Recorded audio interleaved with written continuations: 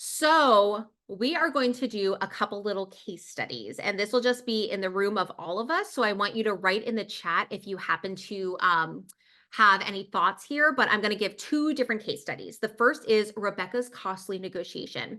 So I'll let you know what it is, kind of the scenario that I'm going to get your thoughts on here. So Rebecca is a seasoned project manager with over 20 years of experience in the construction industry and receives a job offer for a senior project manager position at a reputable engineering firm. Eager to transition to a new role with more responsibilities, Rebecca initially requests a modest salary of $110,000 per year during the negotiation process. So during the negotiation process, Rebecca expresses her enthusiasm for the role, but requests a lower salary than her market value to demonstrate the flexibility, willingness to work with the company, wanting to come off as like, I'm an excellent choice. However, as discussions progress and Rebecca gains more insights into the scope of the position and the company's expectations, she realizes that her skills and experience actually warrant a higher compensation package. So now that we know this information, I'm curious what you all think she should do next. She discovers that her first offer of 110 is way too low. What should she do at this point? Feel free to write in the chat. Has she researched the market rates? Daniela, I think that she did after she already gave the 110,000. But I think that that is appropriate, is that she should make sure she researches it so she can provide data as to why her original number was too low. So excellent. Any other questions or thoughts or things that you think she should do next? Be honest, now realizes the scope of duties in the position. Exactly. Really come up and say, listen, like I unfortunately was trying to be, really nimble here. And I realized that it's actually way too low for the role based on this standard. So excellent. Wonderful. Any other thoughts? Agreed. Excellent. Good. I think that those are two really solid methods just to make sure you're honest, you're doing your research, you got some numbers. So let's see what Rebecca did next.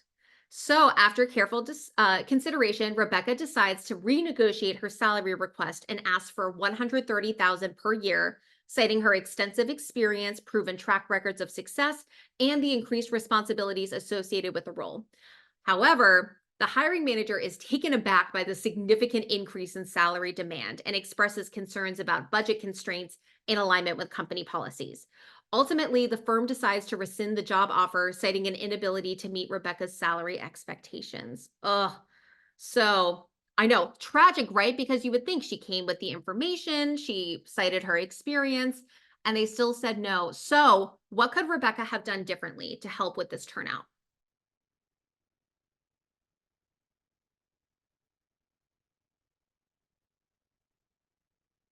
Could have asked what their flexibility was. Absolutely. Asked for budget range. Rebecca could have given a salary range, given a range at the beginning. Absolutely. Getting a range, especially at the beginning, is incredibly helpful.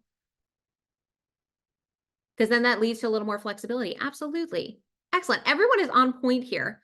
So I'm in full agreement. Laura, I was just wondering, could she also have qualified, say, based on my current understanding of the responsibilities of the position, thus and such, and then later she could have followed up. So now that I know I have a better understanding of the responsibilities, you're not going to find anyone to fill this position for less than such and such, and then named her price. Would that be Yeah, I think that is appropriate, especially like I wouldn't necessarily say like you're never going to find someone that can fit this, but you can professionally imply that.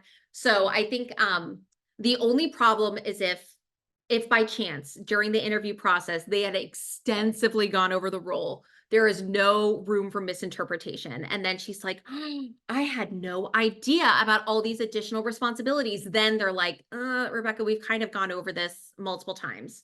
Well, then she shows she's not a good candidate.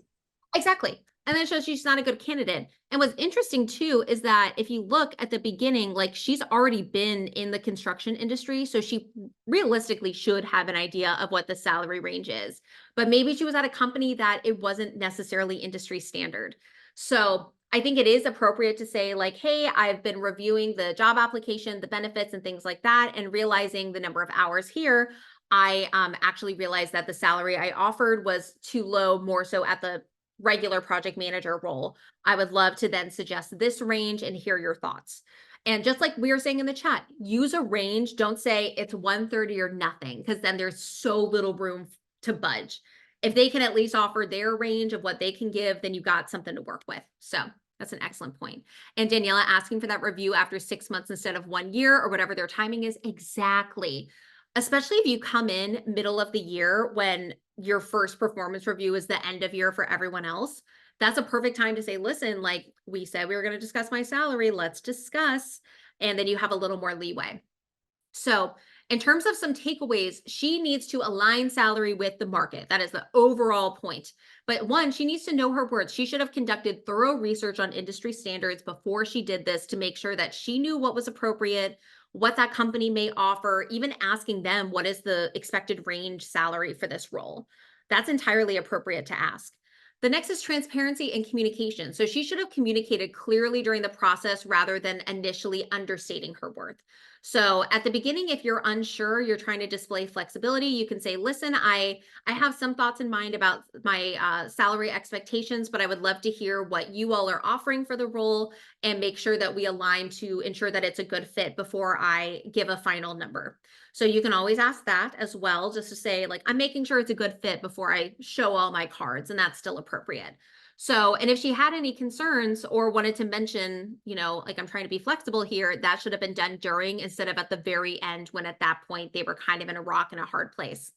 She also could have considered alternatives, kind of like that 6-month performance review. So she could have explored other aspects of the compensation package. Maybe she wanted a remote office stipend, if she had to relocate, a relocation benefit with movers and all of that. Maybe something with 401k matching. So there's a lot of different elements that she could have then say, you know what, I understand the salary might be too high. I would love to discuss other alternatives. Or if there's no room for negotiation on the salary, let's discuss this element.